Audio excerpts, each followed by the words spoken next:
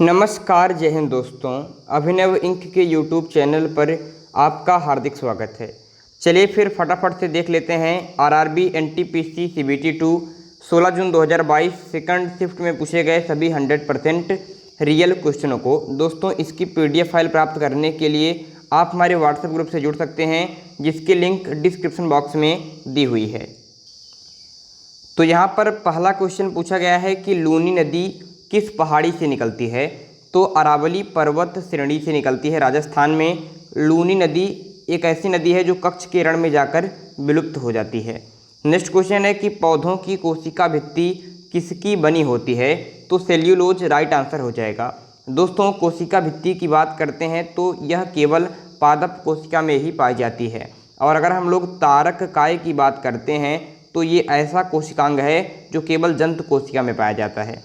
अगले क्वेश्चन की तरफ बढ़ेंगे कि गंगा एवं ब्रह्मपुत्र नदी किस डेल्टा का निर्माण करती हैं। तो सही उत्तर हो जाएगा सुंदरवन डेल्टा। दोस्तों, सुंदरवन डेल्टा में ही मैंग्रोव वनस्पति पाई जाती है और इसी मैंग्रोव वनस्पति को पृथ्वी की किडनी कहते हैं। क्वेश्चन आता है कि पृथ्वी की किडनी किसे कहते हैं। तो मैंग्रोव वनस्पति को कहते हैं, जो कहाँ पाई जाती है, सुंदरवन डेल्टा में। और सुंदरवन डेल्टा गंगा और ब्रह्मपुत्र नदियाँ बनाती हैं। नेक्स्ट क्वेश्चन है कि फलीदार पौधों की जड़ों में क्या पाया जाता है। तो राइजोबियम बैक्टीरिया पाया जाता है। अगला क्वेश्चन है कि नीला शहर किसे कहा जाता है। तो पिंक सिटी तो सभी लोगों को पता होगा कि पिंक सिटी तो जयपुर को कहते हैं, लेकिन अगर पेपर में आ जाए कि ब्लू सिटी किसे कहते हैं, नीला शहर किसे कहते हैं, तो सही उत्तर हो जाएगा जोधपुर। दोस्तों, राजस्थान का हाई कोर्ट भी जोधपुर में ही स्थित है। अगला क्वेश्चन है कि किस मिट्टी में सबसे ज़्यादा नमी पाई जाती है। तो काली मिट्टी में। काली मिट्टी जो ब्लैक सॉइल है, ये कपास के उत्पादन के लिए बहुत महत्वपूर्ण होती है। अगला क्वेश्चन है कि प्लासी का युद्ध कब हुआ था। तो 1757 ईस्वी में हुआ था। एक तरफ थे रॉबर्ट क्लाइव और दूसरी तरफ कौन थे, तो आपके सिराजुद्दौला था। अगला क्वेश्चन है कि भारत छोड़ो आंदोलन कब चलाया गया। तो 8 अगस्त 1942 ईस्वी को। इसके अलावा गांधी जी द्वारा चलाए गए प्रमुख आंदोलनों में 1920 ईस्वी का असहयोग आंदोलन, 1920 का चौरी चौरा कांड, 1930 में सविनय अवज्ञा आंदोलन काफ़ी इंपॉर्टेंट है। क्वेश्चन आता है कि चटगांव जो आपके षड्यंत्र हुआ था वो कब हुआ था। तो 1930 में ही हुआ था। अगला क्वेश्चन है कि अचार को खराब होने से बचाने के लिए कौन सा केमिकल का उपयोग किया जाता है। तो सोडियम बेंजोएट का उपयोग किया जाता है अचार को खराब होने से बचाने के लिए, सोडियम बेंजोएट। अगला क्वेश्चन है कि किस अनुच्छेद के अंतर्गत संविधान संशोधन का प्रावधान है। तो अनुच्छेद 368 के अंतर्गत। अगला क्वेश्चन है कि पूर्वी घाट एवं पश्चिमी घाट कहाँ मिलते हैं। तो नीलगिरी की पहाड़ियों में मिलते हैं भाई आपके पूर्वी घाट और पश्चिमी घाट। और नीलगिरी पहाड़ी की बात करते हैं तो इसकी सबसे ऊंची चोटी अगर आ जाए पेपर में तो दुद्दा बेटा इसकी सबसे ऊंची चोटी है, ध्यान रखिएगा, काफ़ी इंपॉर्टेंट है। दोस्तों, नीलगिरी पहाड़ी पर ही टोडा जनजाति पाई जाती है, जो एक प्रकार की पशुपालक जनजाति है। अगला क्वेश्चन है कि अभिव्यक्ति की स्वतंत्रता किस अनुच्छेद में है। तो अनुच्छेद 19A में अभिव्यक्ति की स्वतंत्रता है। अगला क्वेश्चन है कि संविधान के भाग 20 में किसका उल्लेख है। तो संविधान के भाग 20 में संविधान संशोधन का उल्लेख है, जो दक्षिण अफ्रीका के संविधान से लिया गया है। अगले क्वेश्चन की तरफ बढ़ेंगे कि 2021 ओलंपिक में तलवारबाजी के लिए किस भारतीय खिलाड़ी का चयन हुआ। तो भवानी देवी का आपके चयन हुआ तलवारबाजी के लिए भारत की तरफ से ओलंपिक में। अगला क्वेश्चन है कि प्राण एवं दैहिक स्वतंत्रता का अधिकार किस अनुच्छेद में है।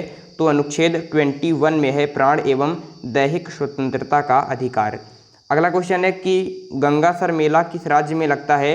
तो पश्चिम बंगाल में लगता है आपके गंगासर मेला।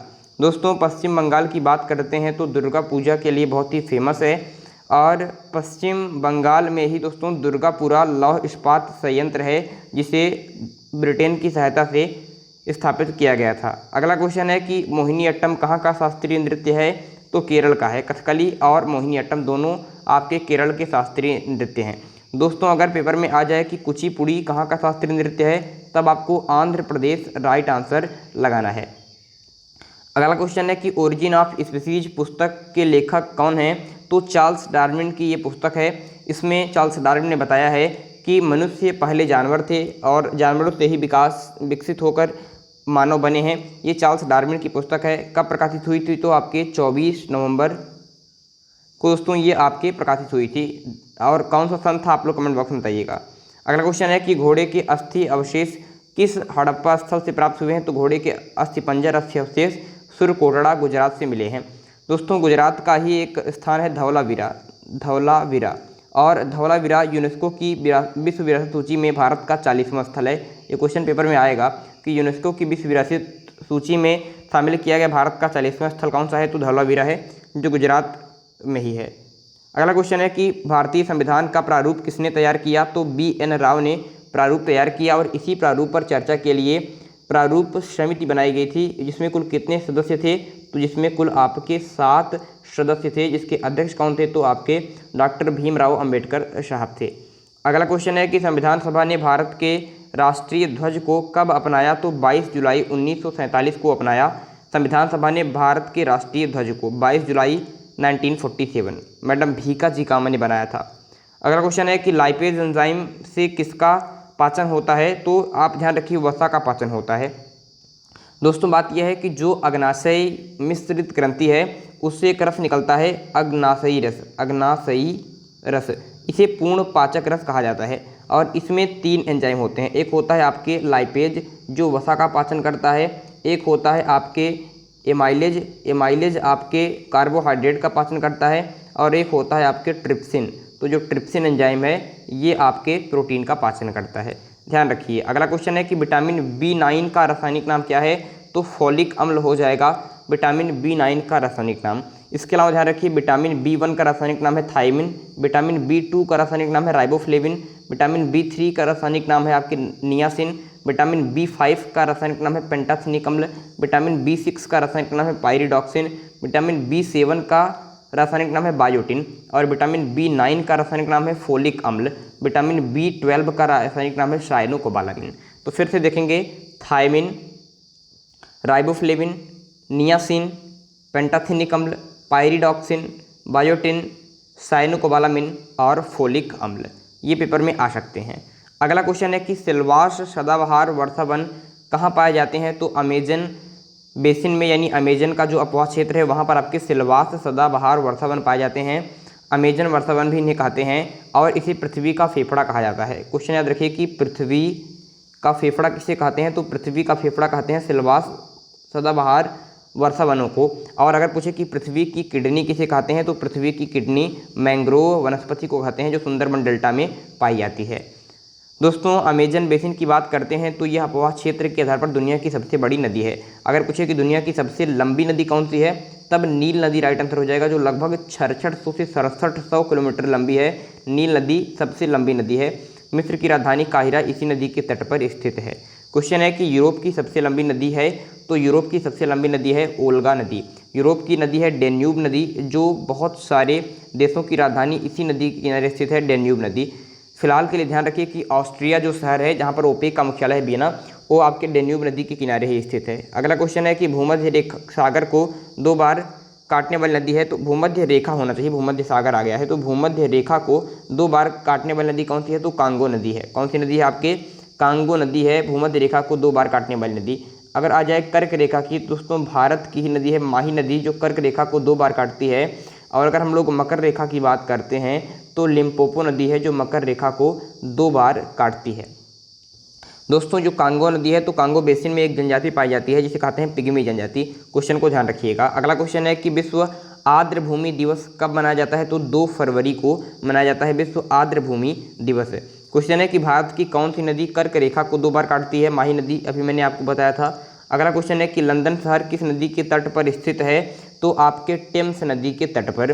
फिलहाल ध्यान रखिए दोस्तों कि आपके कनाडा की राजधानी ओटावा किस नदी के तट पर स्थित है? तो आपके सेंट लॉरेंस नदी के तट पर स्थित है। ऑस्ट्रेलिया का शहर सिडनी डार्लिंग नदी के तट पर स्थित है। पेरिस सीन नदी के तट पर स्थित है। इसके अलावा रोम है इटली की राजधानी, जो आपके टाइबर नदी के तट पर स्थित है। न्यूयॉर्क आपके हडसन नदी के तट पर स्थित है, इनको भी ध्यान रखिए। रोमानिया की राजधानी क्या है? तो रोमानिया की राजधानी है बुचारेस्ट। अच्छा यहाँ पर भूल हो जाती रहेगी दोस्तों, एक आपके बुचारेस्ट है, एक है बुडापेस्ट। तो अगर बुडापेस्ट की बात करते हैं तो बुडापेस्ट आपकी हंगरी की राजधानी है, हंगरी की राजधानी है बुडापेस्ट। लेकिन अगर रोमानिया की बात करते हैं तो उसकी राजधानी है बुचारेस्ट या फिर बुखारेस्ट। ठीक है, बुडापेस्ट और बुचारेस्ट में अंतर समझिएगा। क्वेश्चन है कि सार्क का मुख्यालय कहाँ है, तो काठमांडू में है सार्क का मुख्यालय। किसका मुख्यालय, सार्क का मुख्यालय कहाँ पर है भैया, तो काठमांडू नेपाल में है। अगला क्वेश्चन है कि अंतर्राष्ट्रीय श्रम संगठन का हेडक्वार्टर कहाँ है, तो जिनेवा में है। अंतर्राष्ट्रीय लेबर ऑर्गेनाइजेशन का मुख्यालय जिनेवा में। इसके अलावा जिनेवा में आपके WHO का भी मुख्यालय है, WTO का भी मुख्यालय है और रेड क्रॉस सोसाइटी का मुख्यालय भी जिनेवा में ही पड़ता है। रेड क्रॉस दिवस कब मनाते हैं, तो 8 मई को मनाते हैं। ध्यान रखिए 22 मई को अंतर्राष्ट्रीय जैव विविधता दिवस मनाया जाता है और 14 जून को आपके रक्तदान दिवस मनाते हैं। इस प्रश्न को भी ध्यान रखिए। अगला क्वेश्चन है कि भारत रत्न पुरस्कार प्राप्त करने वाले प्रथम विदेशी कौन थे, तो खान अब्दुल गफ्फार खान थे भारत रत्न प्राप्त करने वाले प्रथम विदेशी। कब मिला था, तो 1987 में इन्हें आपके मिला था। इन्हें सीमांत गांधी के नाम से जाना जाता है, खान अब्दुल गफ्फार खान। क्वेश्चन है कि रेड डाटा बुक में किसका विवरण होता है, तो रेड डाटा बुक जो है IUCN रिपोर्ट इसको जारी करती है और इसमें संकटापन्न पादप और जीव जंतुओं का विवरण होता है। संकटापन्न पादप और जीव जंतुओं का वर्णन रेड डाटा बुक में कौन जारी करता है, तो IUCN इसको जारी करता है। आज का लास्ट क्वेश्चन है कि राजीव गांधी का समाधि स्थल है, तो राजीव गांधी का समाधि स्थल है आपके वीर भूमि, आयरन लेडी, वीर भूमि। आयरन लेडी कौन है भाई, इंदिरा गांधी जी हैं। ठीक है, उनका समाधि स्थल क्या है, कमेंट बॉक्स में बताइएगा। राजीव गांधी का समाधि स्थल है वीर भूमि। चैत्रा भूमि है डॉक्टर भीमराव अंबेडकर का और शांति वन किसका है भैया, तो पंडित जवाहरलाल नेहरू का है। ठीक है, अगले क्वेश्चन की तरफ ही बढ़ेंगे। आज के लिए हमारा इतना ही क्वेश्चन है। अगर वीडियो अच्छा लगा हो तो लाइक कीजिए, चैनल को सब्सक्राइब कीजिए और इसी तरीके से अपना प्यार विश्वास दुलार बनाए रखिए। PDF के लिए व्हाट्सएप ग्रुप को ज्वाइन कर सकते हैं। लिंक कहाँ पर है, बहुत सही डिस्क्रिप्शन बॉक्स में मौजूद है। धन्यवाद।